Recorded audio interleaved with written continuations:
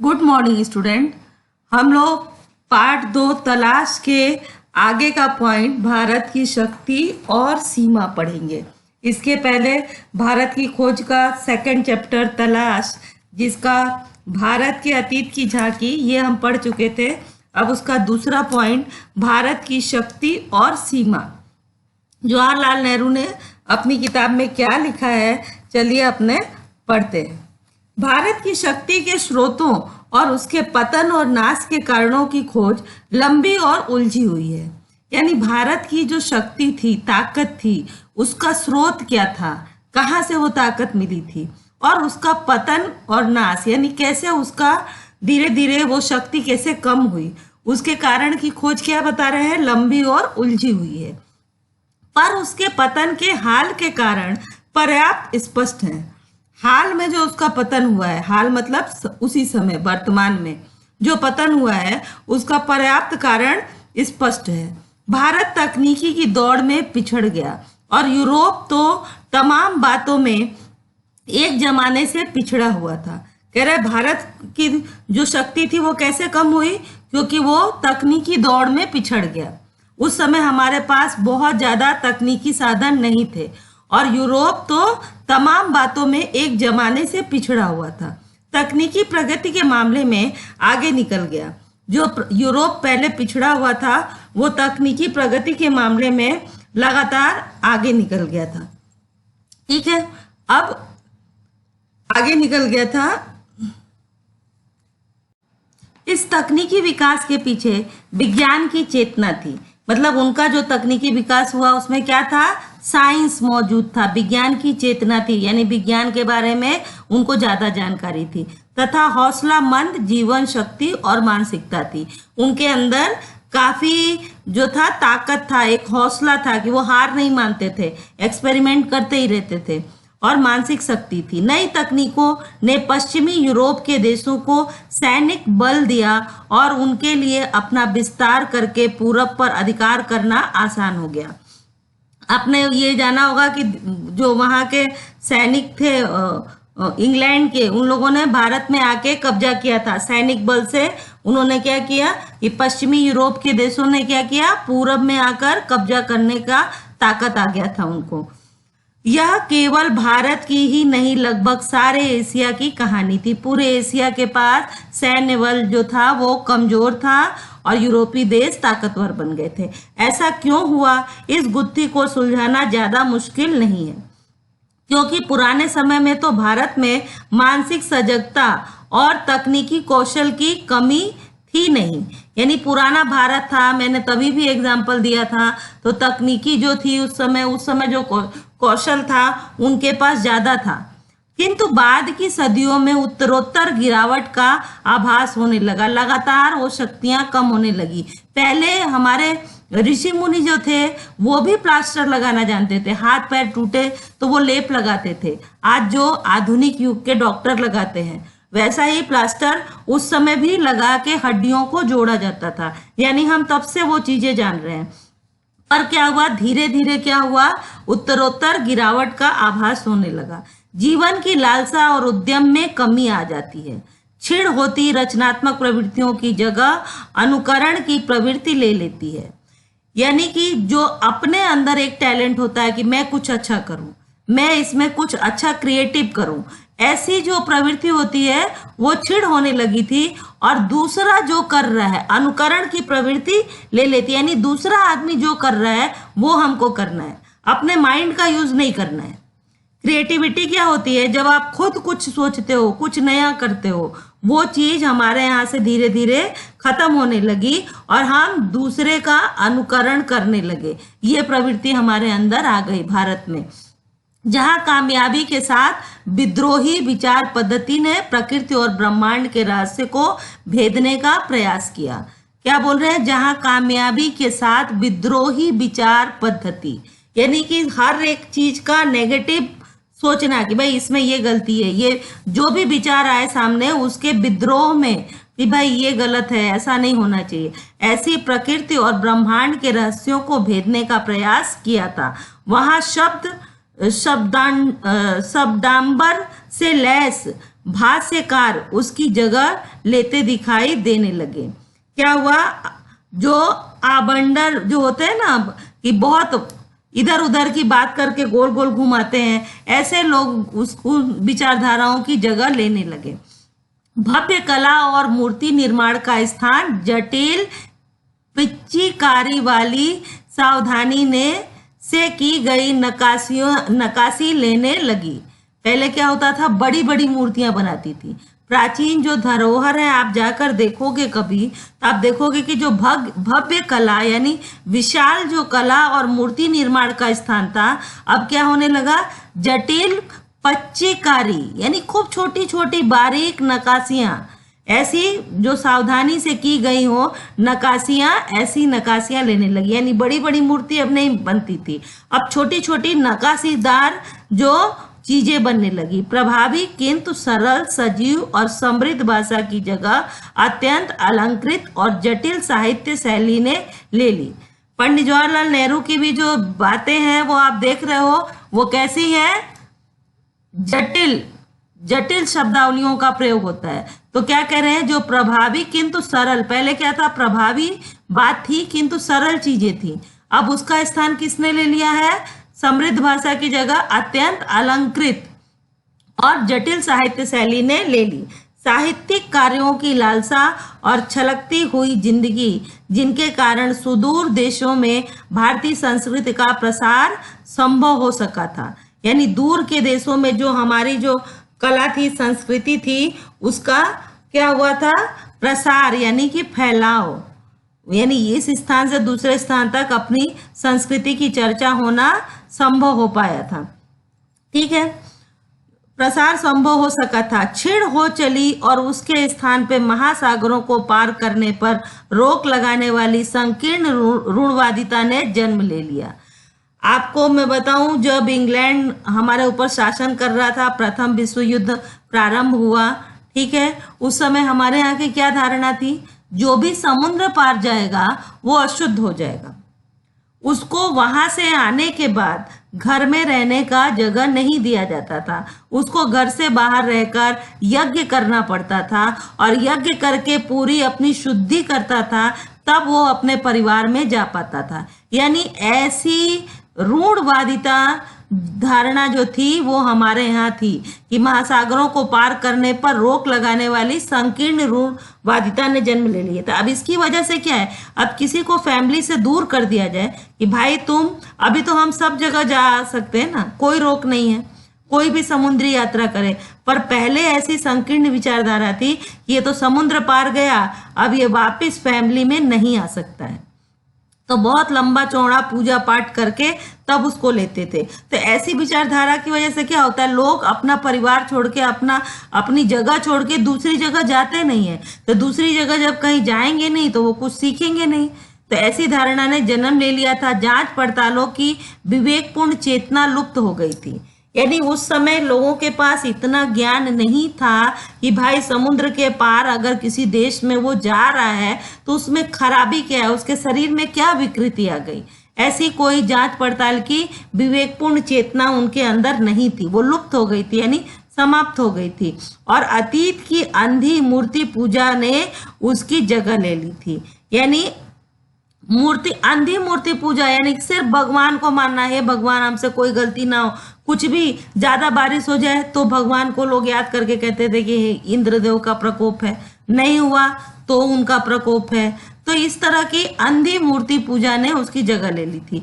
अतीत के विकट भार ने उसे कुचल कर रख दिया और वह एक तरह की मूर्छा से ग्रस्त हो गई।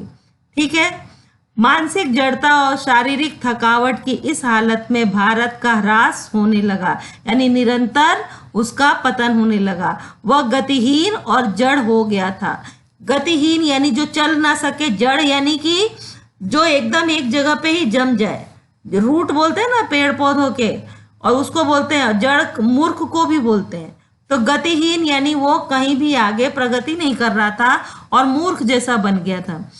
जबकि विश्व के दूसरे हिस्से प्रगति के पथ पर बढ़ते गए। जो विश्व के दूसरे हिस्से थे वो क्या कर रहे थे, वो लगातार प्रगति कर रहे थे, प्रगति के पथ पर बढ़ रहे थे। किंतु यह स्थिति का पूरा और पूर्णतः सही सर्वेक्षण नहीं है।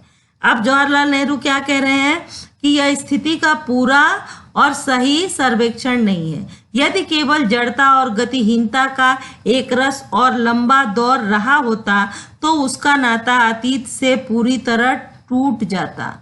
यानी कि अगर हमारा भारतवर्ष गतिहीन था कि वो आगे और पीछे मतलब उसके अंदर मूवमेंट नहीं था, एक रास्ता रहती, तो वो अपने अतीत से पूरी तरह से टूट गया होता, यानी एक ही जगह जमा रह गया होता। परंतु ऐसा नहीं था। एक युग का अंत और उसके ध्वंसावेशों पर किसी नई चीज का निर्माण होता। इस तरह का क्रम भंग नहीं हुआ। यानी वो क्या बोल रहे हैं कि एक चीज टूट जाती और उस जगह पर किसी दूसरी चीज का निर्माण होता, परंतु भारत की संस्कृति में ऐसा नहीं था, ये क्रम नहीं था।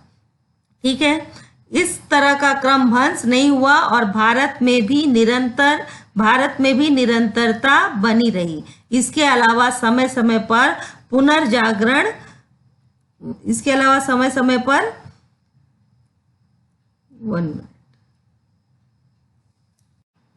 के दौर आते रहते। नए को समझने और उसे अनुकूल बनाकर कम से कम पुराने के उस अंश के साथ जिसको रक्षा करने लायक समझा गया उसका सामंजस्य करने के प्रयास साफ दिखाई पड़ते हैं। ठीक है, कि ऐसा नहीं था कि भारत पूरा जड़ बन गया, गतिशीलहीनता जो थी उसके अंदर ऐसा ही था। अगर ऐसा होता तो वो अतीत को अपने पूरी तरह अतीत से टूट जाता और वो टूट के एक नया निर्माण किया करता, परंतु ऐसा नहीं था। यहाँ पे क्या बोल रहे हैं कि जो भी चीज एक पुनर्जागरण के दौर आते रहे, नए को समझने और उसे अनुकूल बनाकर कम से कम पुराने के उस अंश के साथ उसको रक्षा करने लायक समझा गया। यानी पुराने को छोड़ा नहीं गया, पुराने का थोड़ा अंश लेकर और नए को उसके अनुकूल बनाकर उसके सामंजस्य करने का प्रयास साफ दिखाई पड़ता है। अक्सर पुराने का केवल बाहरी ढांचा प्रतीक के रूप में बचा रहा और उसकी अंतर वस्तु बदल गई। वो क्या हुआ, पुराने का क्या था, बाहरी ढांचा बस प्रतीक के रूप में बचा रहा और उसकी अंतर वस्तु यानी अंदर की जो वस्तु थी, उसके अंदर जो चीजें निहित थी, वो जो थी अंतर वस्तु बदल गई। ऐसा लालसा जो लोगों को उस लक्ष्य की ओर खींचता है जो पूरी तरह सिद्ध नहीं किया जा सकता हो, और साथ ही प्राचीन और नवीन के बीच सामंजस्य स्थापित करने की इच्छा बराबर बनी रहती है। यानी जो कुछ पुराना है और जो कुछ नया है, दोनों को मिलाकर उसके बीच सामंजस्य स्थापित करने की इच्छा बनी रहती है। इसी लालसा ने उन्हें गति दी और उन्हें पुराने को बनाए रखने के साथ साथ नए विचारों को आत्मसात करने की सामर्थ्य दी। यानी नए विचार जो थे उनको आत्मसात करने का उनको सामर्थ्य दिया। अब तीसरा टॉपिक जो है भारत की तलाश, उसको पढ़ते हैं हम लोग। पुस्तकों, प्राचीन स्मारकों और विगत संस्कृति उपलब्धियों ने मुझमें एक हद तक भारत की समझ तो पैदा की, लेकिन मुझे उससे संतोष नहीं हुआ, ना ही मुझे वह उत्तर मिला जिसकी मैं तलाश कर रहा था। वर्तमान मेरे लिए और मुझ जैसे बहुत से और लोगों के लिए मध्ययुगीनता, भयंकर गरीबी और दुर्गति और मध्य वर्ग की कुछ सतही आधुनिकता का विचित्र मिश्रण है। वो क्या बोल रहे हैं कि मैं जो तलाश कर रहा था, वो मेरी तलाश जो है वो मुझे उसका संतोष उस तलाश से नहीं हुआ, क्योंकि मेरे लिए उस समय जो वर्तमान का भारत था वो क्या था, मध्ययुगीन भारत, जहाँ पे भारत में बहुत गरीबी थी, दुर्गति थी। ठीक है, मध्य वर्ग की कुछ सतही आधुनिकता का विचित्र मिश्रण था। यानी वो मध्ययुगीन जो भारत था उसमें आधुनिकता भी थोड़ी थोड़ी आ रही थी। बहुत सारे आप देखो, पंडित जवाहरलाल नेहरू भी बाहर पढ़ने गए थे, महात्मा गांधी की भी शिक्षा बाहर हुई थी, तो धीरे धीरे कुछ आधुनिकता भी आ रही थी और कुछ मध्ययुगीन भारत जो था उस समय बहुत गरीबी और उसमें मिश्रण चित्र था उनके सामने। मैं अपने वर्ग और अपनी किस्म के लोगों का प्रशंसक नहीं था। फिर भी भारतीय संघर्ष में नेतृत्व के लिए मैं निश्चित रूप से मध्य वर्ग की ओर देखता था। भारत में जो संघर्ष चल रहा था आजादी का, वो क्या कह रहे हैं, उसके लिए निश्चित रूप से मैं किसकी ओर देखता हूँ, मध्य वर्ग की ओर देखता था। यह मध्य वर्ग स्वयं को बंदी और सीमाओं में जकड़ा हुआ महसूस करता था और खुद तरक्की और विकास करना चाहता था। अंग्रेजी शासन के ढांचे के भीतर ऐसा ना कर पाने के कारण उसके भीतर विद्रोह की चेतना पनपी। अर्थात देखो, 3 वर्गों में अपना समाज बटा था, गरीब, मध्यम वर्ग और उच्च वर्ग। आज भी वही ढांचा चला रहे हैं, परंतु जो उच्च वर्ग था वो क्या था, अंग्रेजों के साथ उनका तालमेल बैठ रहा था। गरीब तो किसी चीज की तरफ अपना आवाज उठा सकते थे, उनको तो कोई पूछता नहीं था। परंतु मध्यम वर्ग जो था वो क्या कर रहा था, उस ढांचे से निकलना चाह रहा था, वो ही विद्रोह करना चाह रहा था। ठीक है, आपने बड़े बड़े राजा महाराजाओं को देखा होगा कि वो अंग्रेज सरकार के साथ हिल मिल गए थे, उनको उनका संस्कृति पसंद आने लगा था। परंतु मध्यम वर्ग जो था, जिनके पास बहुत ज्यादा पैसे नहीं थे और ना ही वो गरीब थे, ऐसे मध्यम वर्ग के जो लोग थे उनके अंदर ही विद्रोह की चेतना पनपी। लेकिन यह चेतना उस ढांचे के खिलाफ नहीं जाती थी, यानी जो ढांचा बन गया था समाज का 3 वाला, उसके खिलाफ नहीं जाती थी, जिसमें हमें रौंद दिया था। हम ये उस ढांचे को बनाए रखना चाहते थे और अंग्रेजों को हटाकर उसका संचालन करना चाहते थे। ये सभी लोग चाहते थे, मध्यम वर्ग भी चाहता था कि अंग्रेज हट जाएं और हम उसका संचालन करें, अपना जो समाज है, अपने जो देश है, उसका संचालन करें। ये मध्यम वर्ग के लोग इस हद तक इस ढांचे की पैदाइश थे कि उसे चुनौती देना या उसे उखाड़ फेंकने का प्रयास करना इनके बस की बात नहीं थी। ठीक है, वो क्या बोलते हैं, ये उनके बस की बात नहीं थी कि वो उसको चुनौती दे या उस चीज को जो पुरानी परंपरा है उसको उखाड़ कर ये फेंक दे। ये इसी की पैदाइश थे और ये उनके बस की बात नहीं थी। नई तकनीकों ने सिर उठाया और वे हमें ग्रामीण जनता की ओर ले गई। पहली बार एक नया और दूसरे ढंग का भारत उन युवा बुद्धिजीवियों के सामने आया जो इसके अस्तित्व को लगभग भूल ही गए थे। जो ग्रामीण जनता थी, उनकी तरफ जब उन्होंने देखा तो क्या बोला कि वो जिस अस्तित्व को भूल गए थे वो उनके सामने आया, भूल ही गए थे या उसे बहुत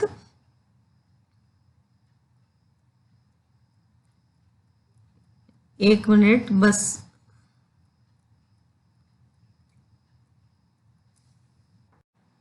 कम अहमियत देते थे। यह दृश्य बेचैन कर देने वाला था, इसलिए कि उसने हमारे कुछ मूल्यों और निष्कर्षों में संदेह उत्पन्न कर दिया था। तब हमने भारत के वास्तविक रूप की तलाश शुरू की और इससे हमारे भीतर इसकी समझ और द्वंद्व दोनों ही पैदा हुआ। क्या बोल रहे हैं कि इससे हमारे अंदर की समझ और द्वंद्व दोनों ही पैदा हुआ। इससे इनके अंदर जो था, इनको जब इन्होंने समझा तो क्या हुआ कि उससे इनके अंदर का द्वंद्व और दोनों ही पैदा हुआ, द्वंद्व दोनों ही पैदा हुए। कुछ लोग इस ग्रामीण समुदाय से पहले से परिचित थे, इसलिए उन्हें कोई नया उत्तेजक अनुभव नहीं हुआ, पर मेरे लिए यह सही अर्थों में नई तलाश के लिए यात्रा थी। यानी कुछ लोग जो थे वो गांवों के माहौल से पहले से वो जानते थे, परंतु उनके लिए ये क्या था, पंडित जवाहरलाल नेहरू के लिए वो गांव में नहीं रहते, ये उनके लिए तलाश के लिए नई यात्रा थी। गोया कि मुझे बार बार अपने लोगों की असफलताओं और कमजोरियों का दर्द भरा एहसास रहता था, पर भारत की ग्रामीण जनता में कुछ ऐसा था जिसे परिभाषित करना कठिन है, पर उसने मुझे बराबर आकर्षित किया। उनमें कुछ ऐसी बात थी जो मध्यम वर्ग में अनुपस्थित थी। जो अपने ग्रामीण भारतवासी थे, उनमें कुछ ऐसी बात थी जो अपने मध्यम वर्ग में, जो मध्यम वर्ग के लोगों को वो देख रहे थे, उनमें अनुपस्थित थी। मैं आम जनता की अवधारणा को काल्पनिक नहीं बनाना चाहता। मेरे लिए भारत के लोगों का अपनी सारी विविधताओं के साथ वास्तविक अस्तित्व है। ठीक है, उनकी विशाल संख्या के बावजूद मैं उनके बारे में अनिश्चित समुदायों के नहीं, व्यक्तियों के रूप में सोचने की कोशिश करता हूँ। क्या कह रहे हैं कि भारत की जनसंख्या तो बहुत ज़्यादा थी, विशाल थी, उसके बावजूद मैं उनके बारे में अनिश्चित, यानी जो निश्चित ना हो, ऐसे समुदायों के रूप में मैं उनके बारे में नहीं सोच रहा हूँ, बल्कि व्यक्तियों के रूप में सोचने की कोशिश करता हूँ। चूंकि मैंने उनसे बहुत अपेक्षाएं नहीं रखी, शायद इसलिए मुझे निराशा भी नहीं हुई। आदमी निराश कहाँ होता है? जहाँ पे बहुत ज़्यादा अपेक्षा हो, एक्सपेक्टेशन जो होता है ना, वो आपका बहुत ज़्यादा हो और वहाँ पे वो फुलफिल नहीं हो, तो आप निराश होते हैं। तो कह रहे हैं मैंने शायद ज़्यादा उनसे आशा नहीं रखी थी, इसलिए मैं निराश भी नहीं हुआ। मैंने जितनी उम्मीद की थी उससे कहीं अधिक पाया। मुझे सूझा कि इसका कारण और इसके साथ ही उनमें जो एक प्रकार की दृढ़ता और अंतःशक्ति है, उसका कारण भारत की प्राचीन सांस्कृतिक परंपरा है। जो भारतवासी थे उनके अंदर जो दृढ़ता और उनके अंदर जो अंतःशक्ति थी, वो क्या था, किसके कारण था? कि वो बता रहे हैं कि भारत की प्राचीन सांस्कृतिक परंपरा है वो थी, जिसे उन्होंने कुछ अंशों में अब भी बचाए रखा है। पिछले 200 वर्षों में उन्होंने जो अत्याचार झेला है, बहुत कुछ तो उसी के कारण समाप्त हो गया है। भारत के ऊपर 200 वर्षों तक अंग्रेजों ने शासन किया था, तरह तरह के अत्याचार किए थे। ठीक है, तो वो क्या बोलते हैं कि जो उन्होंने जो अत्याचार झेला है, इससे क्या है, बहुत कुछ उनका जो चीजें हैं वो उसी की वजह से समाप्त हो गई। फिर भी कुछ तो ऐसा बचा रहा है जो सार्थक है, और उसके साथ बहुत कुछ ऐसा है जो निरर्थक और अनिष्टकर है। कुछ चीजें सार्थक हैं जो कि सही हैं, और कुछ निरर्थक हैं, बिना अर्थ की हैं, अनिष्टकर हैं। अब तीसरा पॉइंट हम पढ़ते हैं, भारत माता।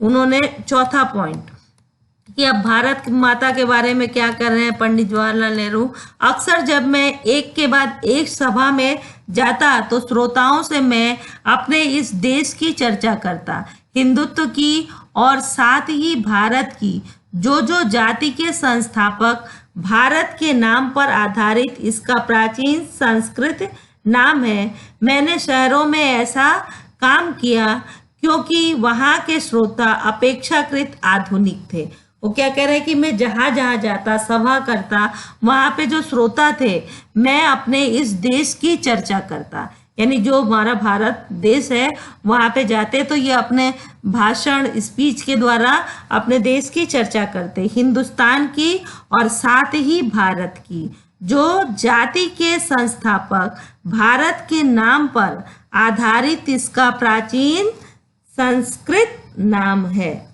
ठीक है, कई लोग पहले हिंदुस्तान को क्या कहते थे कि हिंदुओं का देश है, इसलिए इसका नाम है हिंदुस्तान। ठीक है, तो वो क्या बोल रहे हैं, जाति के संस्थापक जो थे उसके कारण वो भारत के नाम पर, अब भारत के नाम पर भारत का नाम पड़ा। शकुंतला और उनका विश्वामित्र का बेटा जो था भरत, उसके नाम पर किसका नाम पड़ा, भारत पड़ा, क्योंकि वो शेर के मुंह में हाथ डालकर उसके दांत गिन लेता था, तो उसके भरत के नाम पर आधारित इसका प्राचीन संस्कृत नाम है, इसलिए वो हमारा भारत पड़ा। मैंने शहरों के ऐसे काम कम किया क्योंकि वहाँ के श्रोता अपेक्षाकृत आधुनिक थे और वे अधिक दमदार भाषण की अपेक्षा करते थे। जो शहरों की जनसंख्या थी, जो लोग थे, वो अधिक अपेक्षाकृत दमदार भाषण की अपेक्षा करते थे। पर सीमित नजरिए वाले लोग थे, वो क्या कह रहे थे, सीमित नजरिए वाले किसानों को मैंने इस महान देश की बाबत बताया जिसकी मुक्ति के लिए हम संघर्ष कर रहे हैं।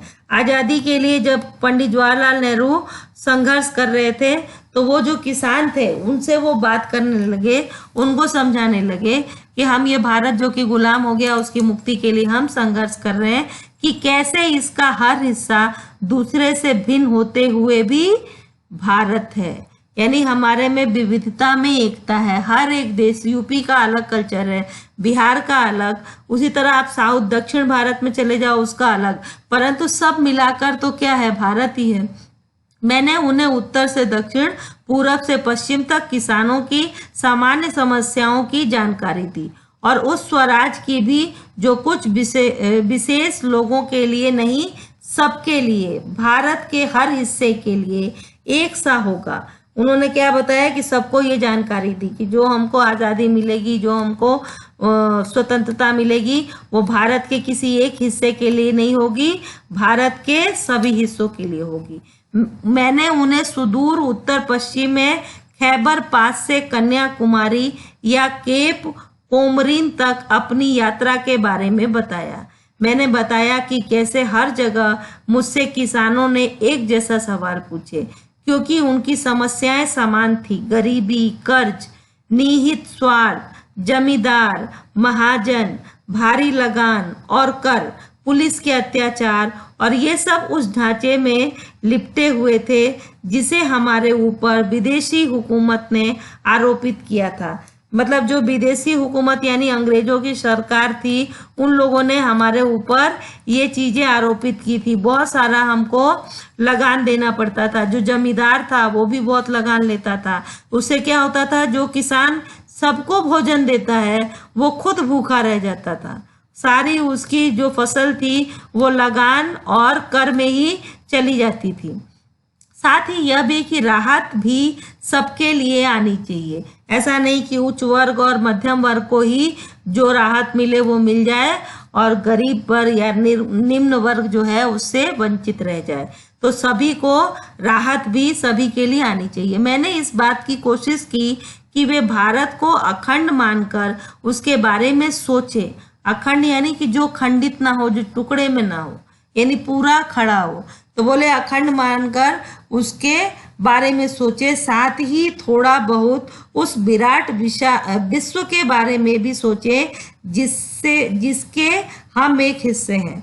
उन्होंने लोगों को जगह जगह जाकर क्या समझाया कि पूरे अखंड भारत के बारे में सोचिए और विश्व के बारे में भी सोचिए जिसके कि हम एक हिस्से हैं। यह काम बहुत आसान नहीं था, पर उतना मुश्किल भी नहीं था जैसा मैंने सोचा था। हमारे प्राचीन महाकाव्यों, पूरा गाथाओं और दंत कथाओं की उन्हें पूरी जानकारी थी। इस साहित्य ने अपने देश की अवधारणा से उन्हें परिचित करा दिया था। इन लोगों में से हमेशा कुछ ऐसे भी होते थे जिन्होंने भारत के चारों कोनों में स्थित धार्मिक स्थलों की यात्रा की थी। चारों धाम की यात्रा बहुत प्रसिद्ध होती है भारत में।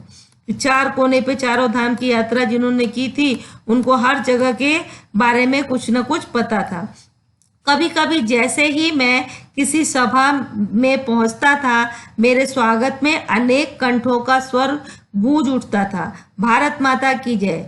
मैं उनसे अचानक प्रश्न कर देता कि इस पुकार से उनका क्या आशय है। मेरा प्रश्न उन्हें मनोरंजक लगता और चकित करता। जब वो लोग भारत माता की जय बोलते तो पंडित जवाहरलाल उनसे पूछ देते कि इसका क्या मतलब है, आप इससे क्या मत समझते हो। ठीक है, तो यह प्रश्न उन्हें मनोरंजक लगता और चकित कर देता।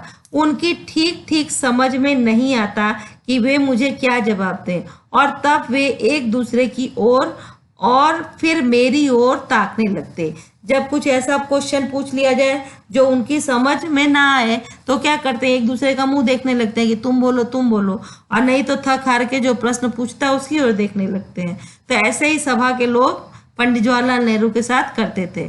मैं बार बार सवाल करता जाता। आखिर एक हट्ठा कट्ठा जाट जिसका ना जाने कितनी पीढ़ियों से मिट्टी से अटूट नाता था, जवाब में कहता है कि यह भारत माता हमारी धरती है, भारत की प्यारी मिट्टी। मैं फिर सवाल करता, कौन सी मिट्टी? उनके अपने गांव के टुकड़े की या जिले और राज्य?